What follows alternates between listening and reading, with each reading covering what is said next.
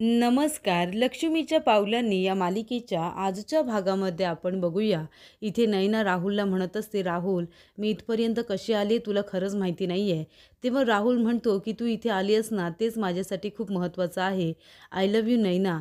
असं म्हणून तो तिला मिठी मारतो आणि म्हणतो, की "मला माझं सगळं आयुष्य तुझ्यासोबत घालवायचं आहे." तेव्हा नैना म्हणते, "मलासुद्धा." तेव्हा इथे राहुल म्हणत असतो, "आता आपल्या दोघांना कुणीही वेगळं करू शकणार नाही नैना नेहमी राहुलचीच राहणार आहे." तेव्हा नैनासुद्धा म्हणते, की "मलासुद्धा नेहमी राहुलचीच व्हायचं आहे." तेव्हा इथे नैना म्हणत असते, "बरं चल राहुल आता आपण जाऊया, नाहीतर आपल्याला कुणीतरी बघेल." तेव्हा नैनाला राहुल बरोबर जाताना आता पक्क्याने बघितलेलं असतं. तर इथे सगळं काही आता गुंड्या काम करत असते. ती म्हणत असते, की जेवणाची सगळी व्यवस्था व्यवस्थित व्हायला हवी आणि स्टार्टरपासून तुम्हाला सुरुवात करायची आहे. आणि ती आता जात असताना सोहम तिच्यासमोर येतो आणि उभा राहतो. तेव्हा सोहम म्हणतो, "हाय, कशी आहेस?" तेव्हा इथे काजू म्हणत असते, "मी कशी आहे? कशी दिसते सांग ना." तेव्हा सोहम म्हणतो, "खरंच सांगू?" तेव्हा काजू म्हणते, "हां, सांग कशी दिसते?" तेव्हा सोहम म्हणत असतो, "तू खूप छान दिसतेस या ड्रेसमध्ये आणि खरं सांगू का, तू संगीतमध्ये सुद्धा खूप छान दिसत होतीस. तू असेच कपडे नेहमी का घालत नाही?" तेव्हा इथे काजू म्हणत असते, "मी कसे कपडे घालायचे हे मी ठरवणार आणि मला कपड्यांवरून कुणीही बोललेलं अजिबात आवडत नाही आणि मला असं वाटतं, की ज्याला जसे कपडे घालायचे आहेत ना, ते ज्याने त्याने ठरवायचं असतं, बरोबर ना?" तेवढ्यातच तिथे पक्या येतो आणि म्हणतो, "मला तुझ्याशी बोलायचं आहे. काजल चल लवकर जाऊया." तेव्हा इथे सोहम त्यांच्याकडे बघतच राहतो. तेव्हा इथे काजू म्हणत असते, "ए पक्या, मला तुझी लफडी सांभाळायला अजिबात वेळ नाही आहे, कळलं ना? मला खूप कामं आहेत. तू जा, आपण नंतर बोलूया आणि आता मला कामांकडे लक्ष देणं जास्त महत्त्वाचं वाटतंय."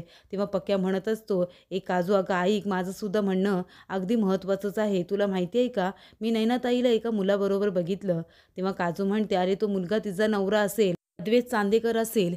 तेव्हा इथे पक्या म्हणत असतो, "मला माहिती नाही आहे का तिचा नवरा कोण आहे ते, पण ती दुसऱ्याच मुलाबरोबर होती आणि कारमध्ये बसली होती आणि त्याच्यातूनच ती निघून गेली आहे." तेव्हा इथे काजू म्हणते, "नाही रे, तुझा गैरसमज झाला असेल." तेव्हा पक्या म्हणतो, "जाऊन बघ मग हवं तर, ती रूममध्ये आहे का?" तेव्हा काजू येते आणि म्हणत असते, "अरे कलाताई, खूप मोठा प्रॉब्लेम झाला आहे गं." तेव्हा कला म्हणते, "काय झालं?" तेव्हा काजू म्हणते, "पक्या म्हणत होता की त्याने नयनाताईला एका मुलाबरोबर पळून जाताना बघितलं आणि ही बातमी खरी आहे असं म्हणतोय." तेव्हा कला म्हणते, "असं कसं होऊ शकतं? नयनाताईची आता अद्वैतबरोबर एंगेजमेंट झाली ना, असं होऊ शकत नाही आहे. चल, आणि तसं जर असेल ना, तर आपल्याला तिला जाऊन आधी रूममध्ये बघायला हवं. तर इकडे आता नवरी मुलीला लवकरात लवकर घेऊन या," असं गुरुजी म्हणत असतात. तेव्हा इथे अद्वैत खूप जास्त टेन्शनमध्ये आलेला असतो. तेव्हा रजनी काकू म्हणत असतात, की "अद्वैत, अरे काळजी करू नको. मुलींना तयार व्हायला थोडा वेळच लागतो." तेव्हा सागर म्हणतो, "म्हणूनच आम्ही वेळेत आलेलो आहोत तुला साथ द्यायला. तुझ्या लग्नासाठी संगीतमध्ये नाही आलो ना, म्हणून आता आलोय." तेव्हा सागर लगेचच अद्वैतला मिठी मारतो. मुक्तासुद्धा बरोबर आलेली असते. रजनी काकू म्हणत असतात, की "वहिनी बघताय ना, मुक्ताच्या चेहऱ्यावरती कसं लग्नाचं तेज आलंय ते." तेव्हा इथे सरोजसुद्धा म्हणत असते, "हो ना." तेव्हा मुक्ता आता आशीर्वाद घेते सरोजचा. तेव्हा सरोज म्हणत असते, "अरे सागर, हे काय रे? बघतोयस ना तुझी बायको काय करते? अरे लग्न झाल्यानंतर एकट्याने पाया पडतात का?" तेव्हा इथे सागर आणि मुक्ता आता जोडीने पाया पडतात. सागर म्हणत असतो, "रजनी काकू, तुम्ही मगाशी काय म्हणत होतात, की मुलींना तयार व्हायला वेळ लागतो ना? अहो सगळीकडे तसंच आहे, आमच्या घरीसुद्धा तेच आहे."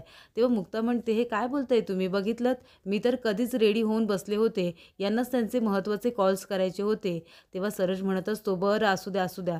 आता याच्यावरून तुमच्यामध्ये वाद नको." तेव्हा इथे सागर म्हणत असतो, "बघा कोण बोलतंय. म्हणजे आम्ही अर्धा ताससुद्धा तयार व्हायला लागत नाही आणि ह्यांना 1-1 तास जास्त लागतो, तरीसुद्धा ह्या लवकर तयार होतात," असं यांचं म्हणणं आहे. आणि तर काय, तेव्हा मुक्ता म्हणत असते, "यांना फक्त वाटतं, की हे लोकं वेळेवरती तयार होतात, पण असं नसतं. ह्यांना आपल्याला सुद्धा ह्यांची अर्धी तयारी करून ठेवावी लागते, तेव्हा हे कुठे तयार होत असतात." तेव्हा सागर म्हणतो, "अरे तुझी नवरी कुठे आहे?" तेव्हा अद्वैत म्हणतो, "मी सुद्धा तिचीच वाट बघतोय, कधी येते ती." तर इकडे आता लेटर वाचल्यानंतर संगीची अवस्था खूपच जास्त वाईट झालेली असते. त्याच्यामध्ये नैना म्हणालेली असते, की "मला हे लग्न करायचं नाही आहे, म्हणून मी निघून जाते. मला घाईघाईने लग्न करायचं नाही आहे." आता संगीला हे पचत नाही आणि ती स्वतःचा जीव देण्याचा प्रयत्न करते. तेवढ्यातच कला तिथे आलेली असते आणि म्हणते, "नैनाताई दार उघड." काजूसुद्धा म्हणत असते, "नैनाताई दार उघड ना. कोण आहे आतमध्ये? दरवाजा उघडा."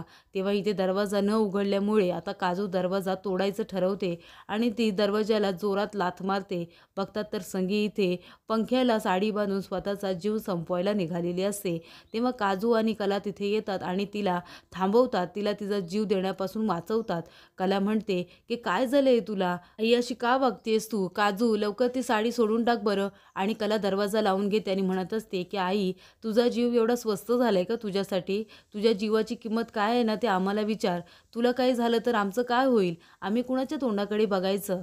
तर इथे काजू आता ते लेटर वाचते आणि कलाला सुद्धा वाचायला देते. तेव्हा कला ते लेटर वाचते आणि तिला खूप मोठा धक्का बसतो. तर इथे अद्वैत आता नैनाची वाट बघत असतो. त्याचा चेहरा पूर्णपणे उतरलेला असतो. लोकंसुद्धा चर्चा करत असतात की नवरी मुलीला एवढा उशीर का होतोय?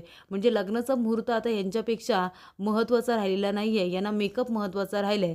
आपण घाईघाईने आपली कामं उरकायची आणि इथे यायचं आणि नवरी मुलगीचा पत्त्याच नाही आहे. तेव्हा संगी म्हणत असते, आता सगळं संपलं. माझी काय इज्जत राहिली? ज्या मुलीला मी फुलासारखं लहानाचं मोठं केलं तिनेच माझी लाज काढली. आता चांदेकर काय म्हणतील मला?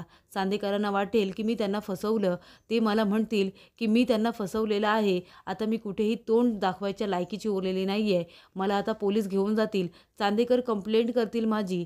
आणि ती स्वतःच्या तोंडामध्ये मारायला सुरुवात करते. ती म्हणते की आता माझं काही खरं नाही आहे. आता मी फसवलं असं त्यांना वाटेल. तेव्हा इथे कला म्हणते की असं काही नाही आहे. तेवढ्यात स्थिती आता सुखाने येते आणि म्हणते, कला काय झालं अगं? काय एवढा वेळ लागतोय नैनाला? तेव्हा इथे लगेच सुकन्या म्हणते की काय झालं? तुम्ही रडताय का? संगे काय झालं? तेव्हा संगी म्हणत असते, तायडे संपलं सगळं. नैना पळून गेली. तेव्हा इथे सागर म्हणत असतो, हे काय चाललंय? तू जास्त टेन्शन घेऊ नकोस. तुला माहिती आहे का, या बायका आहे ना अशाच असतात. आधी दाखवतात की त्यांना वेळेचं खूप महत्त्व आहे, खूप चांगले आहेत त्या, पण नंतर आपले खरे रंग दाखवतात. बरोबर आपलं लग्न झाल्यानंतर नांगी काढतात. तेव्हा इथे तर म्हणत असते, हे काय बोलताय तुम्ही? तुम्हाला माहिती आहे ना मी व्हेजिटेरियन आहे. आणि पुन्हा त्यांच्यामध्ये वाद सुरू होतो. तेव्हा अद्वैत म्हणत असतो, अरे काय चाललंय तुमचं? आज माझं लग्न आहे इथे आणि तुम्ही दोघं जण वाद घालताय. अरे मला तुम्ही साथ द्यायला इथे आलायत ना. आणि तो विचारतो, बाबा काय चाललंय? एवढा उशीर का होतोय? तुम्ही बघता का? तेव्हा इथे काका म्हणतात, हो मी बघतो. तेव्हा इथे रोहिणी म्हणत असते, अरे अद्वैत त्यांना काय बोलतोयस तू? ते बिचारे मगापासून आपल्याबरोबरच इथे उभे आहेत ना. काहीतरी असेल बायकांचं, त्यांना कुठे पाठवतोयस? तेव्हा अद्वैत म्हणतो, आता तू बघतेस का? तेव्हा रोहिणी म्हणते, हो मी बघते ना. आणि आता रोहिणी बघायला जाते की उशीर एवढा का झालाय ते. तेव्हा सागर म्हणतो, तुम्ही सगळेजण रिलॅक्स व्हा, जास्त टेन्शन घेऊ नका, नवरी येईलच.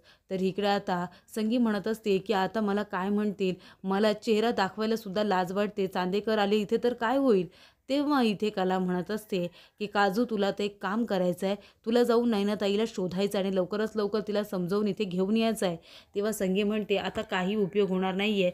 संपलं, सगळं संपलं. तेव्हा काजू म्हणते, असं काही होणार नाही आहे. मी माझी सगळी गँग घेऊन जाते आणि अख्खा कोल्हापूर पिंजून काढायला लागला तरी चालेल, मी तिला घेऊन येईन. तेव्हा इथे कला म्हणते, आणि तिच्याशी भांडत बसू नकोस. तिला समजावून घेऊन ये. तिला म्हणावं की तू जर हे लग्न केलंच नाहीस ना तर आईबाबांना खूप जास्त मोठा धक्का बसेल असं तिला सांग. तेव्हा काजू म्हणते की मी काळजी करू नको, मी ताईला घेऊनच येईन. तेव्हा आता सुकन्या म्हणत असते, पण चांदेकरांना कसं काय थांबून ठेवायचं? तर इथे रोहिणी जात असते.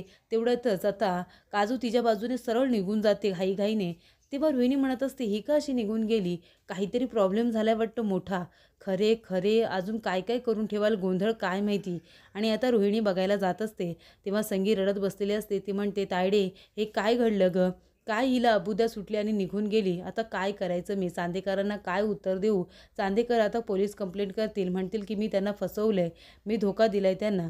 तेव्हा कला म्हणते की मम्मी, असं काही होणार नाही आहे, तू नको काळजी करू, कशाला टेन्शन घेतेस? पण आता या चिठ्ठीबद्दल जर चांदेकरांना कळलं तर मग आपण काय करायचं? असा प्रश्न आता इथे कलाला पडलेला असतो. तेव्हा कला म्हणते की आई, इथे जर नैनाताई आली आणि चिठ्ठीत लिहिल्याप्रमाणे तिने जर लग्नाला नकार दिला तर अद्वैत चांदेकर बरोबर, मग आपण काय करायचं? तेव्हा इथे रोहिणी दरवाजा उघडते आणि आता कलाचं बोलणं ऐकते. तर पुढील भागामध्ये आपण बघूया, इथे अद्वैत आणि सगळेजणच आता नैनाची वाट बघत असतात. तर इथे काजू सगळीकडे नैनाला शोधण्याचा प्रयत्न करत असते. आणि इथे रोहिणी विचारते की काय झालं, नैना कुठे आहे? तेव्हा संगी रडते आणि म्हणते, काय सांगायचं तुम्हाला, नैना पळून गेली, आता काय करायचं आम्ही? तेव्हा इथे रोहिणी म्हणत असते, अच्छा, म्हणजे आता नैना तर पळून गेली आहे, मग कलाला जर नैनाच्या जागी उभं केलं तर अजूनच मोठा गोंधळ होईल. तर इथे आता रोहिणी म्हणत असते, तुम्ही एक काम करा, तिथे नैना येईपर्यंत मंडपामध्ये नवरीच्या जागी तुम्ही कलाला उभं करा आणि लग्नाचे विधी सुरू होऊ द्या. तेव्हा इथे आता कलाला खूप मोठा धक्का बसतो. तर आता संगीला कळतच नाही की नेमकं काय करायचं आहे ते. तर आता नैनाच्या अचानक पळून जाण्याने संपूर्ण लग्नात गोंधळ उडालेला असतो.